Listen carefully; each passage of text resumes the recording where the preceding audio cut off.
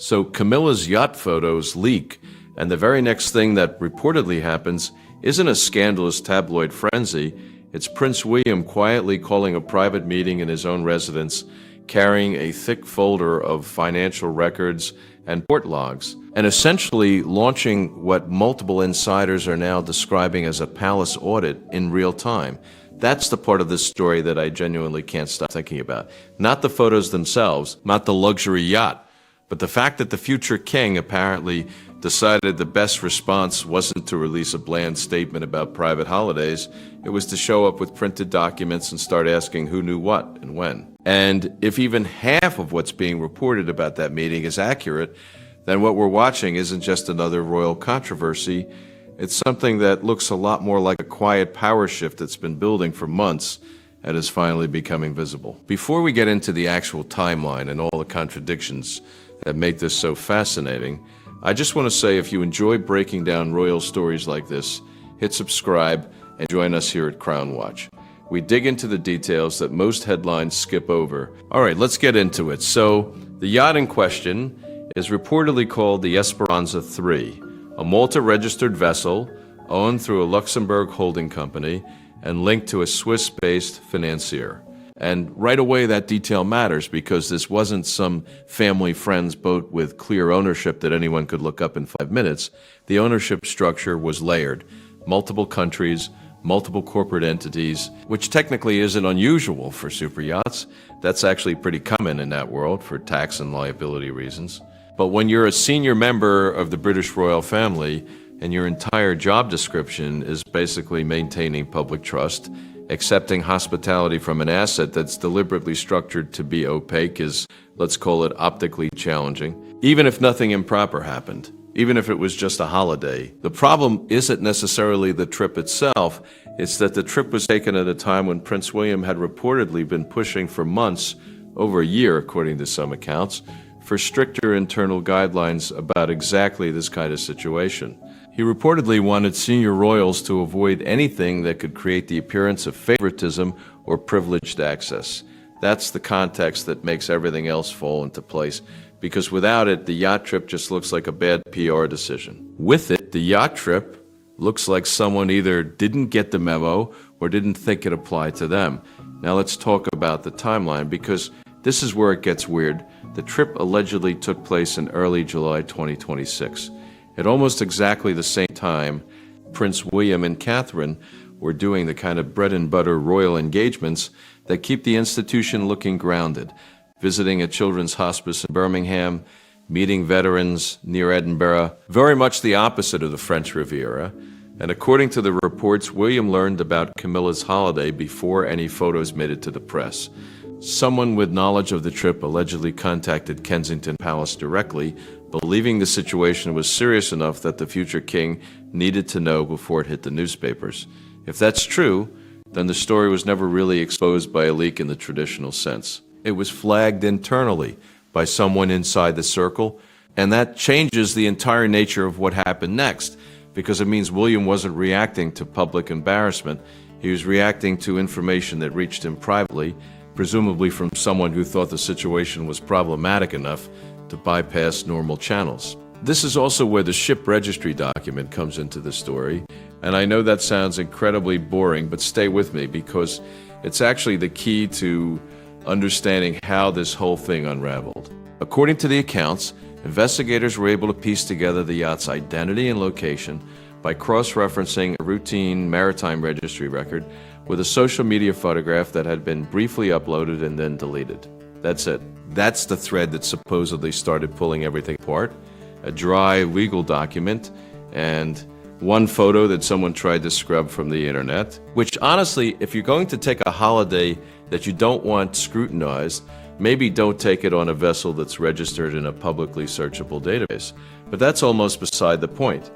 The point is that once journalists had the yacht's identity, they could work backward, they could check port logs, they could identify other passengers, they could start asking questions about who owned the vessel and whether any of those connections intersected with royal charities or patronage organizations. And according to the reports, that's exactly what they did.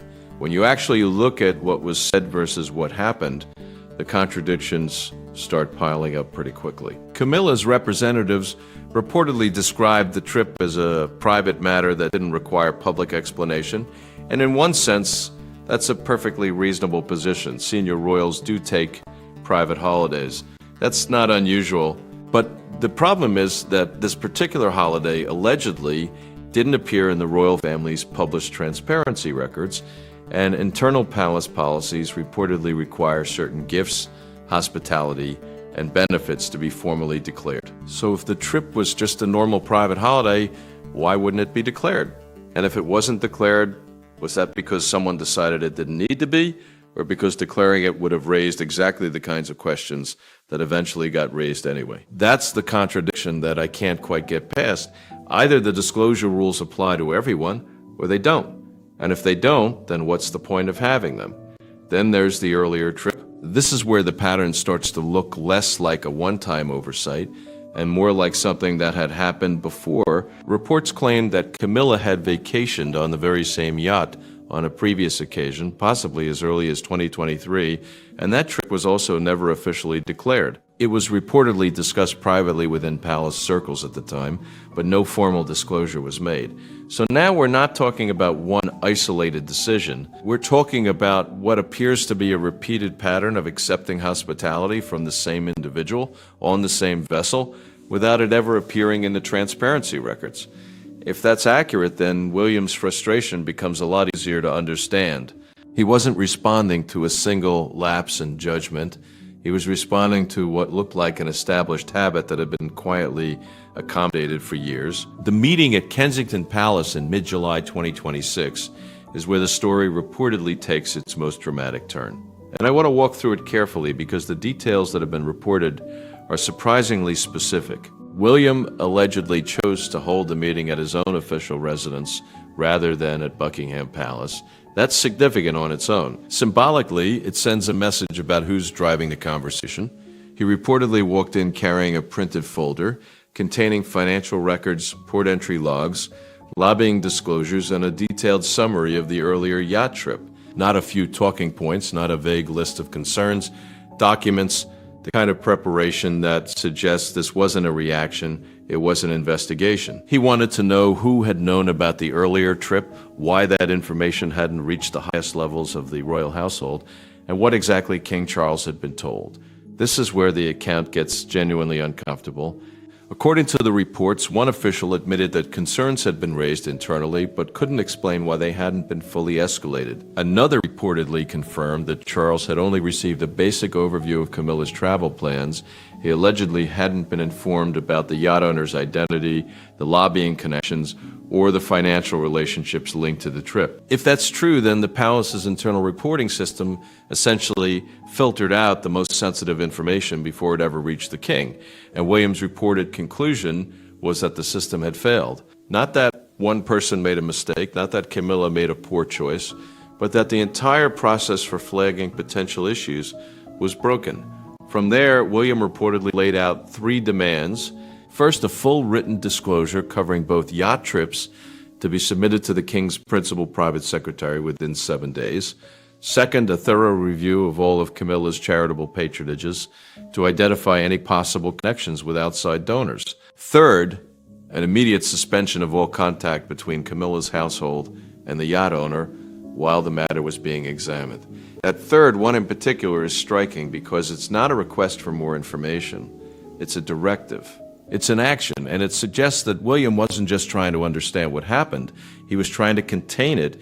The pushback reportedly came from Camilla through Charles. She insisted she had never intended to mislead anyone. Charles reportedly warned that launching a formal review would only generate more headlines. And honestly, I can see both sides of that argument. Charles's position is the pragmatic one. If you investigate, you validate the story. You give it legs. William's position is the institutional one. If you don't investigate, you signal that accountability doesn't matter. And when Camilla's office later submitted what was described as an incomplete disclosure that William's team rejected outright, the disagreement stopped being private. It became an open clash between the offices of the future king and the queen consort. That's not nothing. That's a structural rift. Now, let's talk about the yacht owner and the connections that have been reported because this is where the story gets more complicated than just a holiday. The vessel was reportedly owned through a complex overseas corporate structure, which made it difficult to identify who ultimately funded the trip. One of the directors connected to the company was previously mentioned in a UK parliamentary report examining concerns about foreign influence in property-related matters. To be absolutely clear, the report did not accuse that individual of any crime. There's been no finding of wrongdoing. But the company was also said to have links with royal charities and heritage projects. So what you have is a situation where the same individual appears in multiple contexts: political donations, charitable connections to the monarchy, and private hospitality extended to a senior royal. Even if every single one of those things was completely above board, the overlap creates an appearance problem. And in an institution that relies on public trust, appearance problems are a real problem. Australia's food import system came up earlier in some of the reporting, and I want to explain why that's relevant, because it's actually a perfect analogy for what went wrong here. Australia has incredibly strict biosecurity laws. Any food coming into the country has to pass inspection that's completely separate from whatever approval it got in its home country. If something fails, it gets destroyed at the importer's expense, not delayed, not sent back. Destroyed. So if you are a food brand and you manufacture hundreds of thousands of units for international markets without checking whether your product can actually clear those markets' regulatory requirements, you've made a very expensive mistake. The parallel to this yacht situation is pretty direct. If you're a senior royal and you accept hospitality from someone whose business connections could raise questions without checking whether that hospitality needs to be declared under your own institution's transparency rules, you've essentially shipped product without checking the import regulations. You might get lucky and clear customs, or you might end up with a warehouse full of jam you can't sell and a lot of questions about who approved the order. The fallout, according to the reports, has been gradual but noticeable. Camilla's official calendar has reportedly become lighter. Several solo engagements were reassigned to other working royals. Her office underwent restructuring with a smaller team, and reports claim her access to some senior palace briefings became more limited. At the same time, Catherine has reportedly taken on a growing number of important engagements, including some originally linked to Camilla. There was also a family weekend at Highgrove, attended by Charles, William, and Catherine, where Camilla was reportedly absent. No official significance was attached to it, but commentators certainly noticed. At around the same time, Charles attended a major film premiere without Camilla, even though she had been expected to join him. The official explanation was a scheduling conflict, which could be entirely true. But when you stack these data points together, lighter calendar, restructured office, missed appearances, limited briefings, they start to form a pattern that's hard to ignore.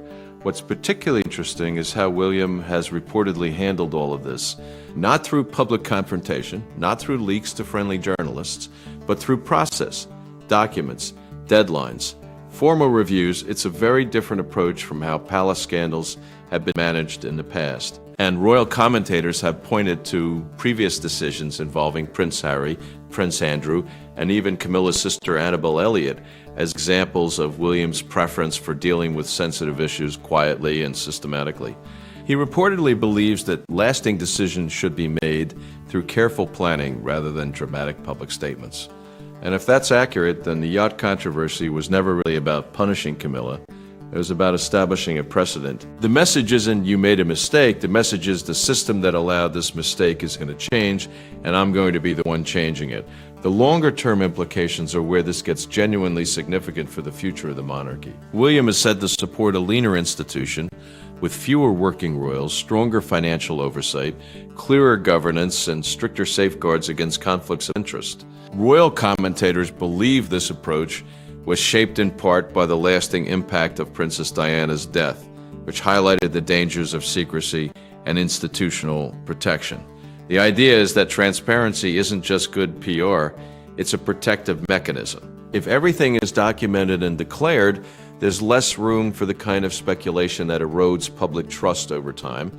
And if that's the vision William intends to implement when he becomes king, then what we're seeing now is essentially the early rollout.